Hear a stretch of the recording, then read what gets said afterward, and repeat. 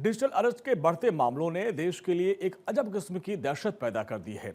अब तक हम सुनते थे कि पुलिस घर पे आती है, वारंट दिखाती है और अपराधी को ले जाती है, लेकिन अब मामला उल्टा हो गया है। अब अपराधी आपके फोन की स्क्रीन पर पुलिस बनकर आते हैं, आपको अपने ही घर में कैद कर देते हैं। इस गंभीर मसले पर गृह मंत्रालय ने सुप्रीम कोर्ट में अपनी स्टेटस रिपोर्ट दाखिल की, जो बताती है कि सरकार अब डिजिटल जालसाजी की जड़ पर प्रहार करने की तैयारी में है।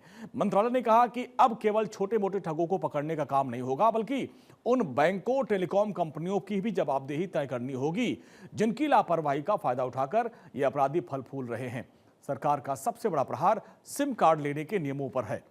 आज के दौर में फर्जी आईडी पर सिम लेना, एक ही आईडी पर कई सिम लेना, ये बहुत आसान है। जालसाज इन्हीं फर्जी सिमों का इस्तेमाल करके लोगों को कॉल करते हैं। सिर्फ सिम ही नहीं, बल्कि बैंक खातों का खेल भी अब निशाने पर है। अक्सर देखा जाता है कि डिजिटल अरेस्ट के शिकार हुए व्यक्ति पैसे किसी ऐसे अकाउंट में ट्रांसफर करवाए जाते हैं जो किसी गरीब का हो, अनजान व्यक्ति के नाम पर किराए पर लिया जाता है, जिन्हें म्यूल अकाउंट कहा जाता है। गृह मंत्रालय ने सुप्रीम कोर्ट को बताया कि अगर मोबाइल कंपनी अपनी केवाईसी प्रक्रिया में ढिलाई बरतती है या संदिग्ध लेन देन को रोकने में नाकाम रहती है, तो नुकसान की भरपाई की जिम्मेदारी उन पर भी डाली जानी चाहिए।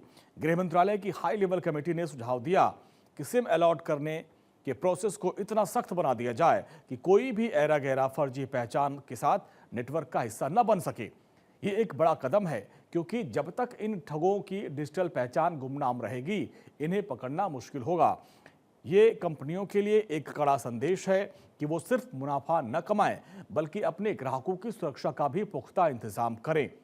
सरकार अब जांच के दायरे में बड़ा करने जा रही है। कमेटी ने सुझाव दिया है कि अगर धोखाधड़ी की रकम एक तय सीमा से अधिक है, तो उसकी जांच सीधे सीबीआई करेगी और इसके बाद स्थानीय पुलिस पर दबाव कम हो जाएगा और बड़े सिंडिकेट को बेनकाब करने में मदद मिलेगी। और इसको लेकर विशेष सचिव की अध्यक्षता में कमेटी बनी और इस पूरी स्थिति को बदलने की कोशिश की जा रही है, ताकि डिजिटल इंडिया के दौर में लोग खुद को सुरक्षित महसूस कर सके। और इस खतरे की गंभीरता को समझने के लिए हाल ही में कुछ घटनाओं पर गौर करना जरूरी होगा। अब आप देखिए, वर्धमान ग्रुप के चेयरमैन एसपी ओसवाल को ठगों ने ऑनलाइन सुप्रीम कोर्ट की सुनवाई दिखाकर घंटों तक डिजिटल अरेस्ट में रखा और उनसे 7 करोड़ रुपए ठग लिए। इसी तरीके से नोएडा और बेंगलुरु जैसे शहरों से भी ऐसी खबर आई, जहां पढ़े लिखे प्रोफेशनल्स और रिटायर्ड अफसर्स को या फिर सीबीआई नारकोटिक्स विभाग का डर दिखाकर उनके ही घर में बंधक बनाया गया।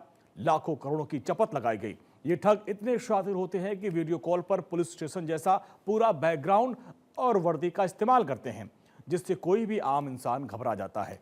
तो कुल मिलाकर सरकार का यह कदम सही दिशा में है, लेकिन असली चुनौती इसको लागू करवाने में है। सिर्फ कड़े नियम से काम नहीं चलेगा, बल्कि आम जनता को भी समझना होगा कि दुनिया की कोई भी पुलिस या एजेंसी वीडियो कॉल पर किसी को गिरफ्तार नहीं करती।